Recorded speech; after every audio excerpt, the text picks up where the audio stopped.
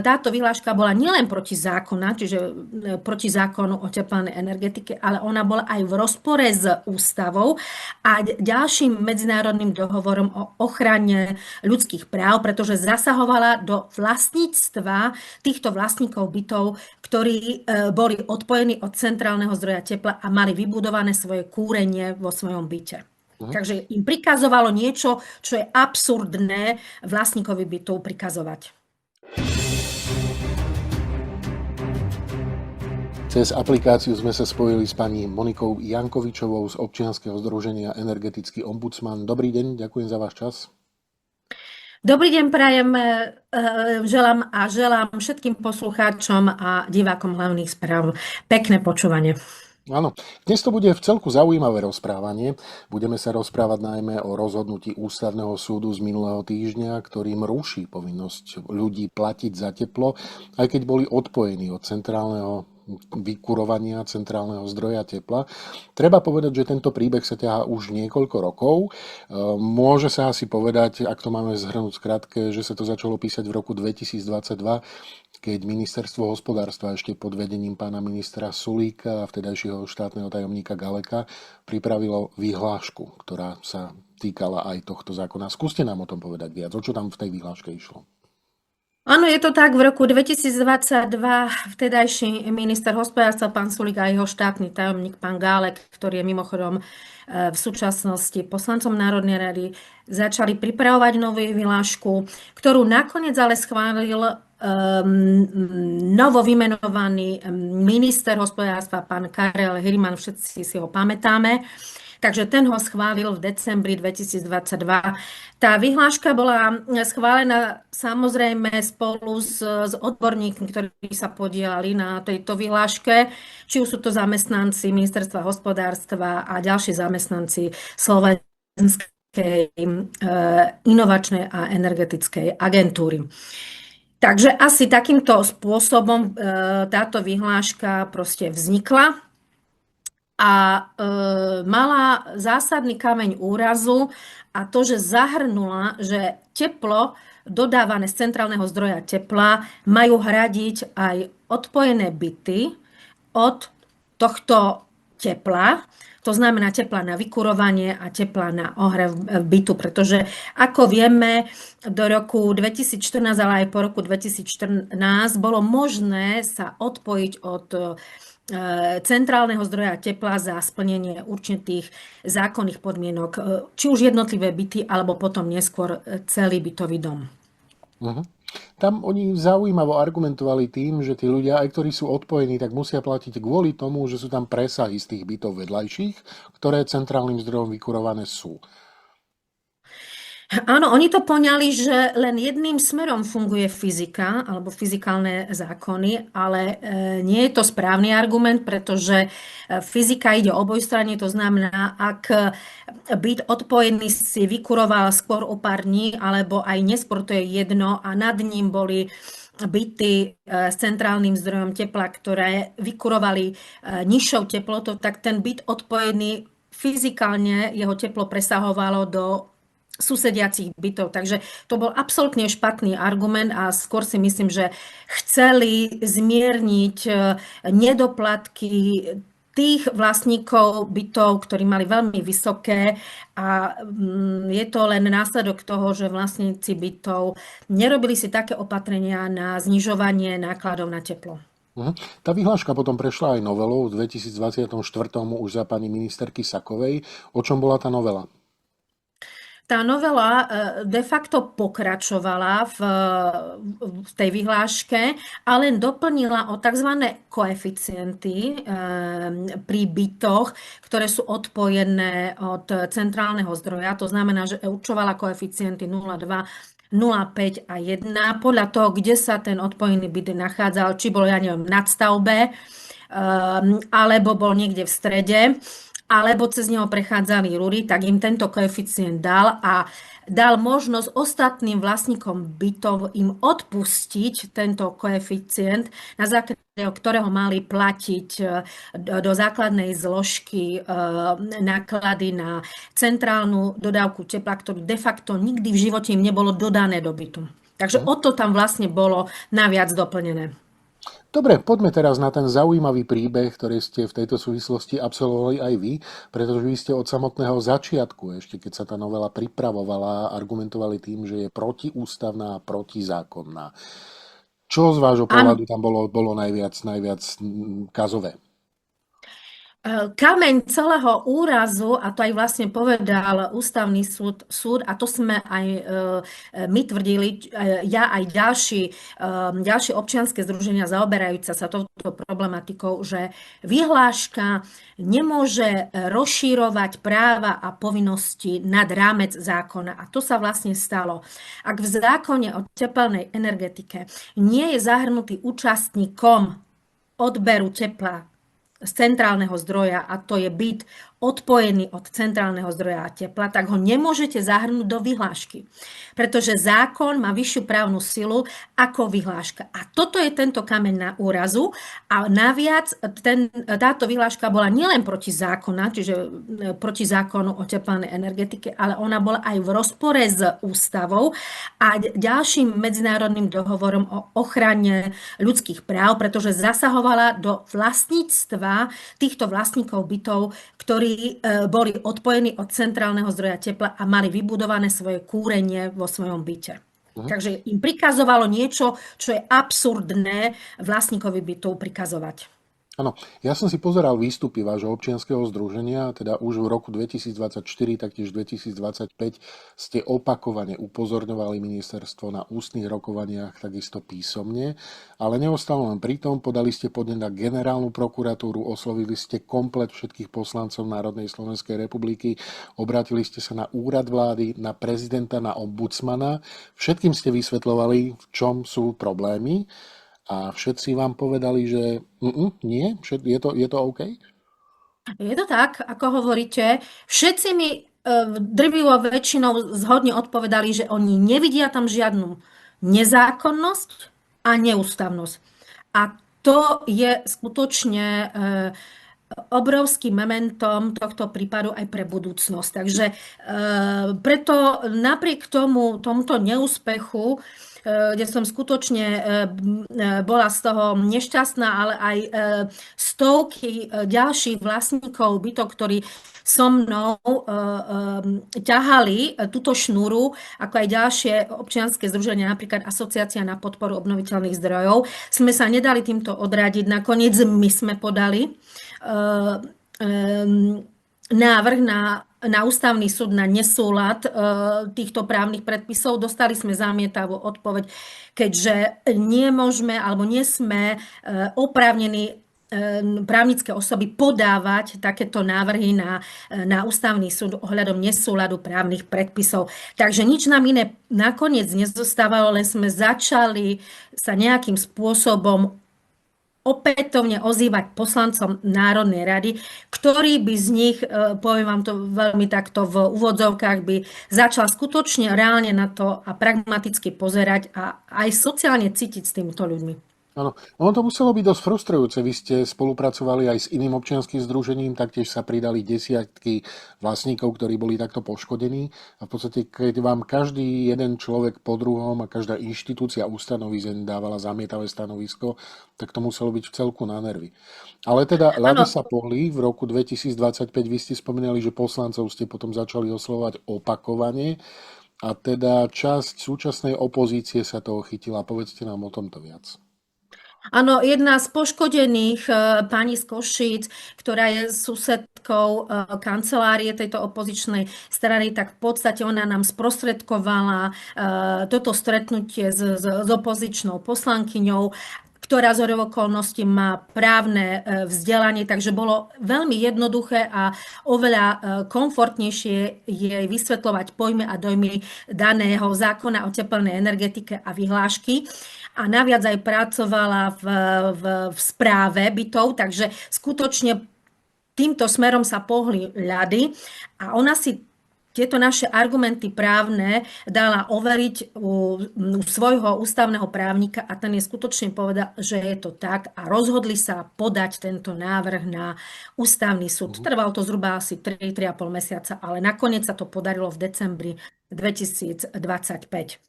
Asi Medzi môžeme tým, povedať, áno, asi môžeme povedať pardon? otvorene, že ide o PS, teda Progresívne Slovensko, čo je dosť paradoxom, keďže aj celá vládna garnitúra, ktorá mala pred voľbami hesla robíme za ľudí, pomáhame ľuďom a tak ďalej, to odignorovala a teda opozičné PSK sa toho chytilo a pridalo ruku k dielu a napokon sa to podarilo.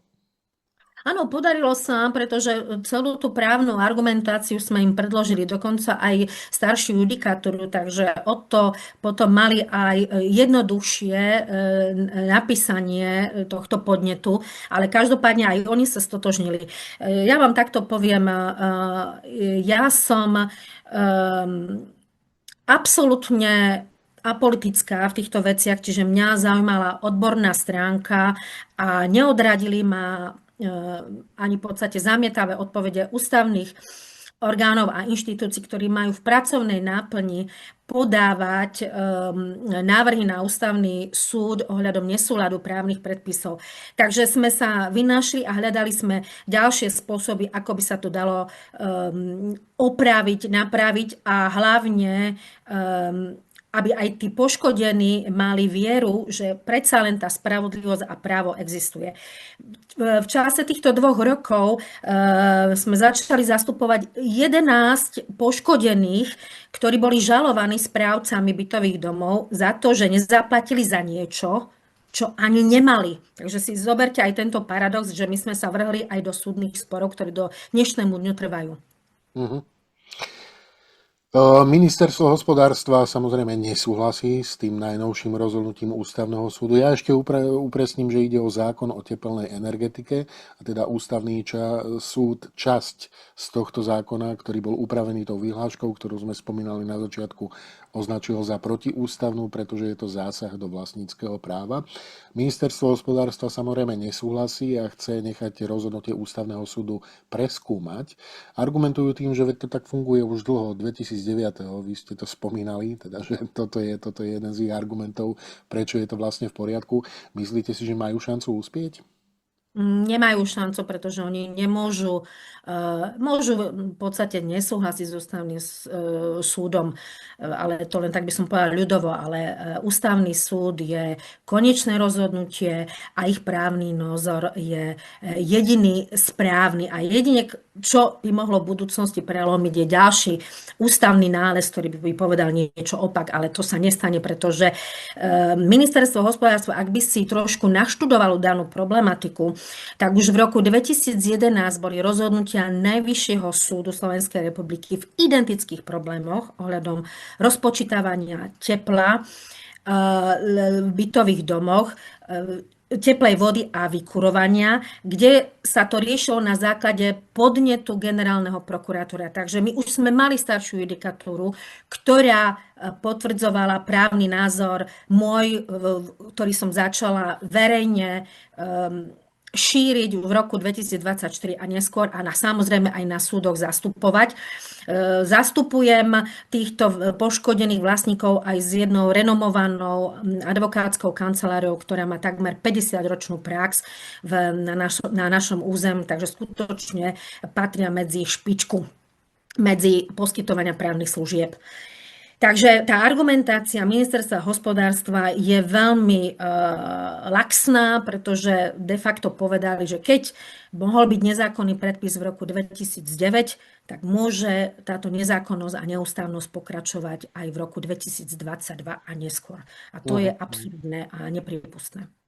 Áno, je, treba povedať. Poďme sa trošičku pozrieť do budúcnosti. V prípade teda, že to rozhodnutie Ústavného súdu zostane v platnosti, čo pravdepodobne zostane. Čo to bude znamenať pre občanov a na druhej strane, čo to bude znamenať pre štát? No, občania majú právo na náhradu škody práve takýmto nesprávnym všeobecným záväzným právnym predpisom, ktorý schválilo ministerstvo hospodárstva, čiže to je jedna z ciest. A bytové alebo správcovia alebo predsedovia spoločenstiev budú musieť opraviť všetky rozúčtovacie faktúry, ktoré sa týkajú týchto sporných položiek, to znamená vykurovania a ohrevu teplej vody. Lebo na tom vlastne, na tejto položke proste je problém, ktorý nastal. Takže skutočne toto bude musieť ísť do ažuritu správneho, tak, aby títo odpojení vlastníctví dosiahli tú svoju pravdu, za ktorú v podstate od začiatku bojovali a nesúhlasili s touto nesprávnou vyhláškou. Správcovia bytových družstiev sa asi nebudú veľmi tešiť, pretože s tým bude spojené neskutočne veľa administratívy. Čo štát? Vy ste spomínali, že takto poškodení ľudia budú mať nárok na náhradu škody. Znamená to, že časť z toho alebo celá suma bude musieť ísť aj zo štátneho rozpočtu, alebo to budú robiť tie teplárenské spoločnosti? Nie, je to všeobecne záväzný právny predpis štátu, takže tam sa rysujú žaloby alebo hromadná žaloba práve pre škody spôsobené práve týmto všeobecným záväzným právnym predpisom vyhláškou. Takže bolo by nanajvýš vhodné a účelné, aby skutočne ako náhle bude zásadný nález ústavného súdu, aby všetko preto urobilo ministerstvo hospodárstva, aby opravilo tú vyhlášku.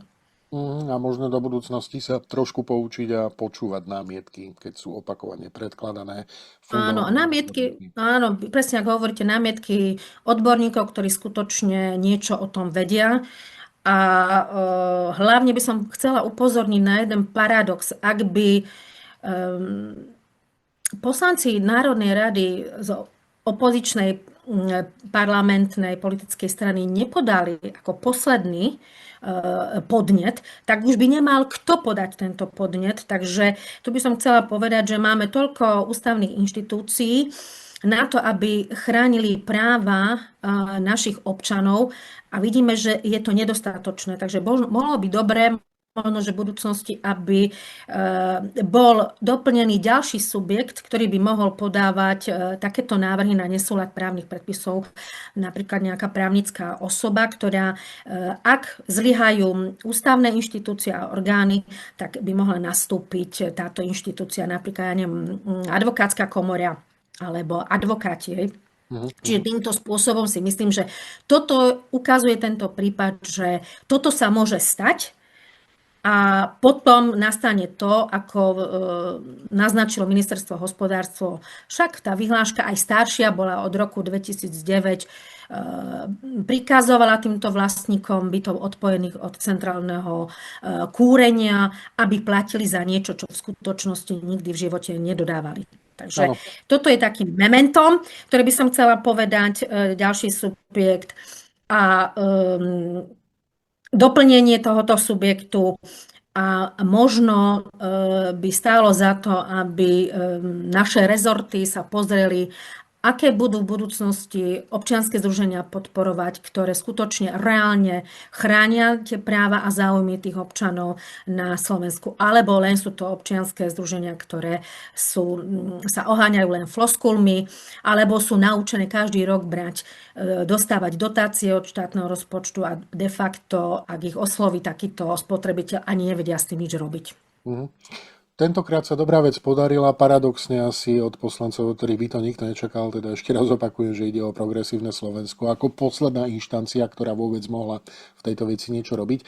Ja by som sa možno ešte vrátil do toho roku 2024, keď ste spomínali, že ste oslovovali jednak všetkých poslancov Národnej rady, ombudsmana, prezidenta, posielali ste žiadosť na úrad vlády, podali ste podnet na generálnu prokuratúru.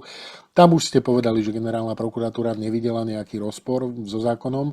Ale čo vám odpovedali napríklad od prezidenta, ombudsmana alebo z úradu vlády? No, prezident nám doslova napísal, že nemá na to personálny substrát a teda nevidí tam žiaden problém, že by tam bol tento nesúlad a naviac, že nemá to úplne naštudované danú tú vyhlášku, takže ju nevie správne posúdiť. Verejný ochranca práv, ktorý takisto má právo podávať tieto návrhy. Jeho argument bol tým, že tam sú súkromnoprávne spory medzi vlastníkom bytov a správcom a teda on do toho nemôže zasahovať, ale ten spor vznikal na základe nezákonnej a dneska vieme aj neústavnej vyhlášky všeobecného záväzného právneho predpisu ministerstva hospodárstva. Takže si myslíme, že taktiež aj tento inštitút mal zasiahnuť. Mhm. Takže v tejto stránke by som asi takomto povedala, že toto sa stalo, žiaľ, a máme to za sebou a ja pevne verím, že sa to všetko dá opäť tak na správny poriadok, ako má byť. Budeme tomu veriť spolu s vami. Ďakujem veľmi pekne za váš čas a aj za tú prácu, ktorú ste odvedli počas tých niekoľkých rokov v tejto záležitosti. Budeme držať palce samozrejme aj do budúcnosti. Nech sa darí v podobných aktivitách a verím, že sa nevidíme a nepočujeme naposledy. Všetko dobré. Ďakujem veľmi pekne za pozvanie. Prajem pekný deň.